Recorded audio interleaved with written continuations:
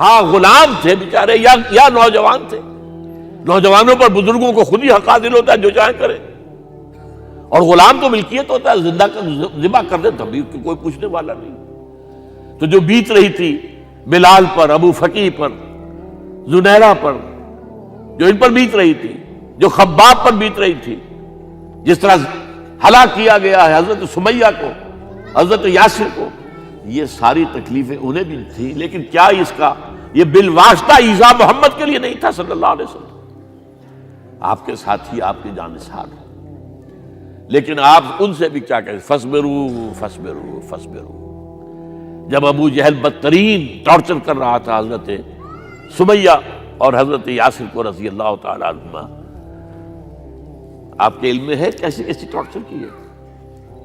جوان بیٹے کو باندھ دیا ایک ستون کے ساتھ، اس کی نگاہوں کے سامنے برہنہ کیا ہے ماں کو.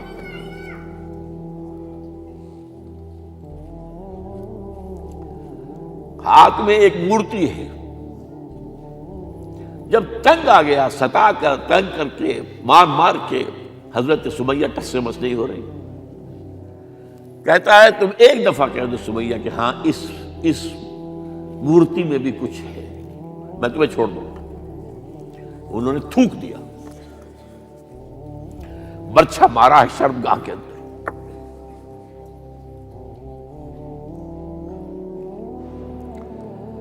کتنی تکلیف پہنچی ہوگی حضور کو. لیکن آپ گزر رہے، اصبروا یا آل یاسر فإن موعدکم الجنہ. اے یاسر کے گھر والوں صبر کرو، تمہارے استقبال کی تیاریاں ہو رہی ہیں جنت میں. یہ سیرت کوئی بناتا سناتا ہے، یہ سیرت. یاسر کے ساتھ کیا کیا ہے؟ 4 اونٹ نر سانڈ، اور ان کے ساتھ رسے باندھ کر ایک رسے سے ان کا ایک بازو باندھا، ایک سے دوسرا بازو، ایک سے ایک ٹانگ دوسرے سے دوسری ٹانگ. انہیں دوڑایا ہے کہ پرکھتے اڑ جیسے قسم کے. یہ دین ایسے ہی قائم نہیں ہوا. عدل و انصاف کا نظام ٹھنڈے ٹھنڈے قائم نہیں ہوتا، گھر میں آرام سے بیٹھے ہوئے قائم نہیں ہوتا. اور سنیے، 3 برس شیب بنی ہاشم کے اندر قید ہے. 3 برس. اور یہاں کی قید پر قیاس نہ کریں. یہاں تو جیل میں کھانے کو ملتا ہے، راشن ملتا ہے، جیسا بھی ملتا تو ہے نا. اور لیڈروں کے لیے تو class A class B class ہے. اب تو ان کا تو لیڈر تو لوگ جب آتے ہیں جیل کاٹ کر معلوم ہوتا ہے کہ شاید کسی صحت افزا مقام سے تشریف لا رہے ہیں. وہاں کیا تھا؟ Total boycott. ایک گھاٹی، ادھر پہاڑ ادھر پہاڑ، دونوں طرف جو ہے پہرے. کوئی کھانے پینے کی چیز اندر نہیں جائے گی. اور پورا خاندان بنی ہاشم، وہ بھی کہ جو ایمان نہیں لائے، وہ قبائلی زندگی تھی نا. بنو ہاشم چونکہ حضور کو پشت پناہی چھوڑنے کو تیار نہیں ہوئے، ابو طالب نے آخری وقت تک بھی ساتھ نہیں چھوڑا. ہاں آخری وقت کے قریب ایک بات ہو گئی تھی. ایک مرتبہ تو ہوا کہ وفد آیا ہے قریش کا کہ اپنے بھتیجے کو روک لو، وہ ہمارے معبودوں کی توہین کرتا ہے. ابو طالب نے بلایا اور آپ سے کہا کہ یہ کچھ اپنے رویے کو بدلے. آپ نے فرمایا چچا جان، اب تو چاہے یہ میرے ایک ہاتھ پر سورج اور دوسرے پر چاند رکھ دے، میں اپنے اس مشن کو چھوڑ نہیں سکتا. یہ ہے استقامت. اور ابو طالب کے عین انتقال کے وقت جو معاملہ ہوا، جب وفد آیا ہے کہ ٹھیک ہے اب ہمارا جو ہے صبر کا پیمانہ لبریز ہو گیا ہے، اب ٹھیک ہے آ جاؤ میدان میں، تم بھی ساتھ چھوڑنے کو تیار نہیں ہو. ابو طالب نے بلایا، بھتیجے مجھ پر اتنا بوجھ نہ ڈالو جو میں برداشت نہ کر سکوں.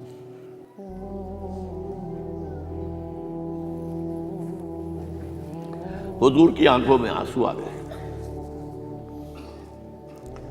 چچا جان اب تو یا یہ بات پوری ہوگی یا میں اپنے آپ کو ختم کر دوں، اسی میں ختم ہو جائے.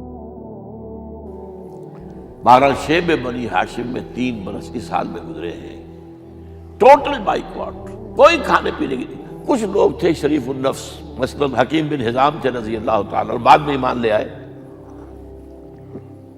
حضرت خدیجہ کے وہ رشتہ دار تھے، وہ پہاڑ پر چڑھ کر ایک طرف سے رات کی تاریکی میں، دونوں دروازے تو بند ہیں، پہاڑ پر چڑھ کر چوٹی سے نیچے اتر کر کوئی چیزیں کھانے پینے کی دے آئے تو دے آئے، بس صلی اللہ علیہ وسلم۔ کوئی اور ایک آدھ ہوگا ایسا۔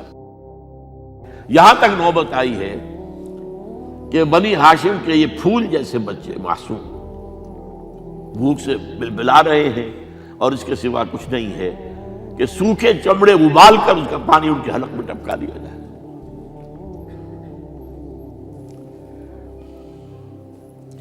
اور جو ہوا وادی طائف میں، جب مکے والوں نے فیصلہ کر لیا کہ آپ قتل کر لو، ابو طالب بھی فوت ہو چکے ہیں، اب کوئی اندیشہ نہیں، کوئی خانہ جنگی شروع نہیں ہوگی، کوئی انٹرا ٹرائبل وار نہیں ہوگی، تو آپ طائف گئے ہیں۔ شاید وہاں کے 3 سردار تھے بڑے، اور یہ طائف اصل میں قریشی کا سمجھیے کہ یہ ان کا گرمیوں کا یہ صحت افزا مقام تھا۔ یہ تمام جو سردار تھے مکے کے، ان کی جائیدادیں وہاں تھی، باغات تھے، اور وہاں کے بھی 3 سردار تھے، تو شاید ان میں سے کسی کو اللہ توفیق دے دے۔ وہاں گئے ہیں اور صرف ایک ساتھ ہیں، حضرت زید بن حارثہ، حضرت ابو بکر بھی ساتھ نہیں، سائے کی طرح ساتھ رہنے والا بھی ساتھ نہیں تھا۔ وہاں جا کر جو آپ نے تینوں سے بات کی ہے، تینوں نے وہ باتیں کہی ہیں جو کلیجے کو چیر جائیں۔ تمہارے سوا کوئی اللہ کو نہیں ملا تھا رسول بنانے، جاؤ چلے جاؤ۔ ایک کہتا ہے فوراً چلے جاؤ یہاں سے، اس لیے کہ ہو سکتا ہے کہ تم سچے ہو تو کہیں میں تمہاری توہین نہ کر دوں، اور یہ بھی ہو سکتا ہے تم جھوٹے ہو تو جھوٹے کو میں منہ نہیں لگانا چاہتا۔ 3 دن کی یہ سختی، اور اس میں کیا ہو رہا ہے، اسٹریٹ ارچنز جو کہلاتے ہیں ہمارے یہاں، ٹھوکرے گلیوں کے، انہیں اشارہ کر دیا ذرا ان کی خبر لو، اب وہ پتھراؤ کر رہے ہیں۔ جیسے ہمارے ہاں کوئی آ جاتا ہے، کوئی نیم پاگل یا کوئی اور کسی طرح کا مست قسم کا آدمی، اور اس کے اوپر چھوکرے چاروں طرف ہوں اور ستا رہے ہوں، یہ نقشہ تھا، اور طائف کی گلیاں تھیں، اور محبوب رب العالمین تھے۔ ادھر سے پتھر آ رہے ہیں تو زید بن حارثہ رکاوٹ بن گئے ہیں، لیکن پیچھے سے آ رہے ہیں، وہ کیسے روکیں گے؟ پیچھے جاتے ہیں تو ادھر سے آ رہے ہیں۔ جسم لہو لہان ہے، خون رس رس کر زخموں سے جوتیوں میں آ کے جم گیا ہے۔ پھر وہاں سے آپ نکل کر گئے ہیں، ایک باغ میں تھوڑی سی پناہ لی ہے تھوڑی دیر کے لیے، جوتے بڑی مشکل سے اترے ہیں، خون جمع ہوا، اور وہ جو پھر دعا نکلی ہے آپ کے، وہ کلیجے کو چیر جانے والی ہے۔ اللہم الیک اشکو ضعف قوتی وقلت حیلتی وحوانی علی الناس، اے اللہ تیری جناب میں فریاد لے کر آیا ہوں،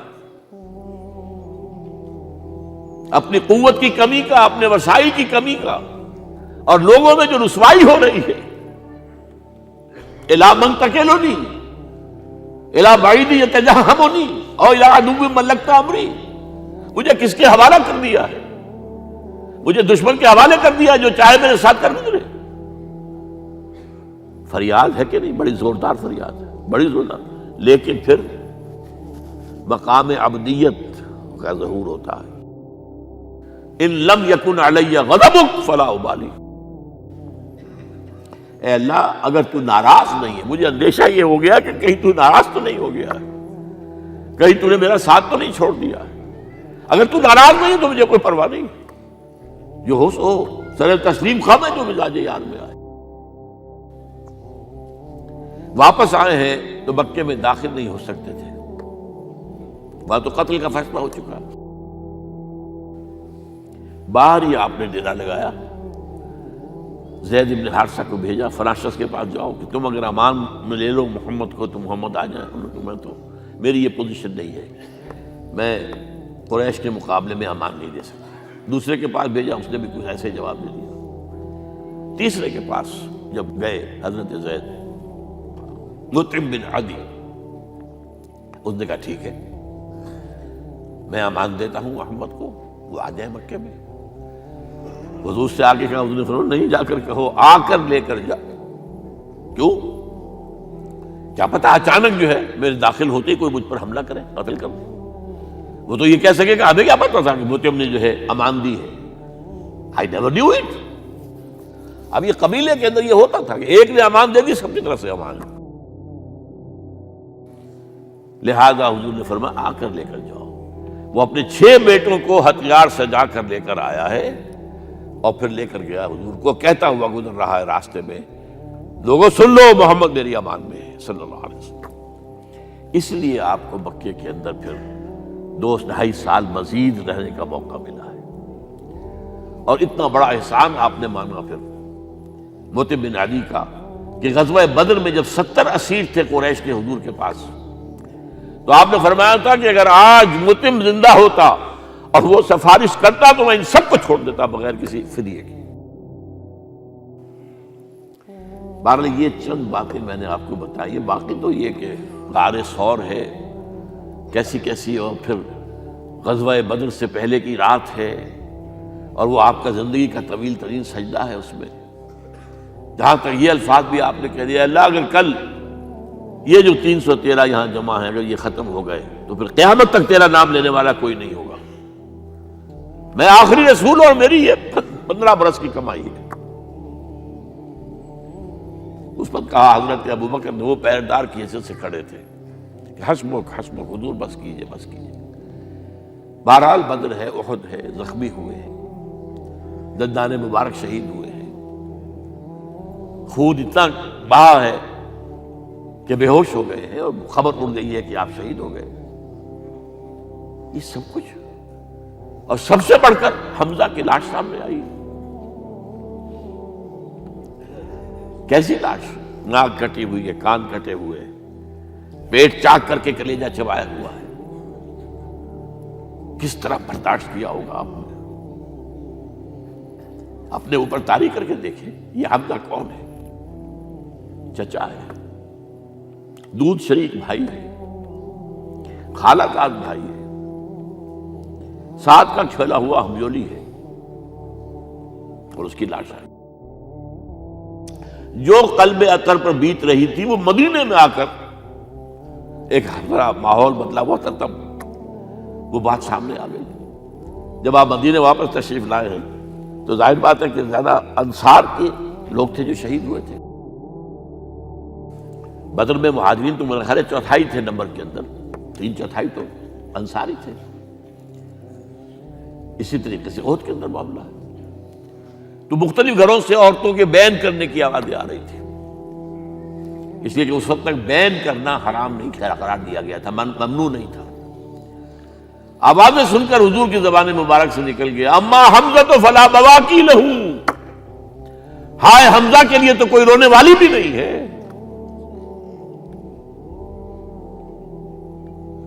اس پر پھر صحابہ نے، انصار نے اپنے ہاں کی خواتین کو حضرت صفیہ کے ہاں بھیجا، وہ سگی بہن تھی، وہاں انہوں نے جا کے یہ بھی تعزیت کی بہن کی۔ غزوہ احزاب کا آپ نے سنی لیا، اسوہ رسول پر نہ معلوم کیا کیا باتیں چیز لوگوں میں مشہور ہو گئی ہیں۔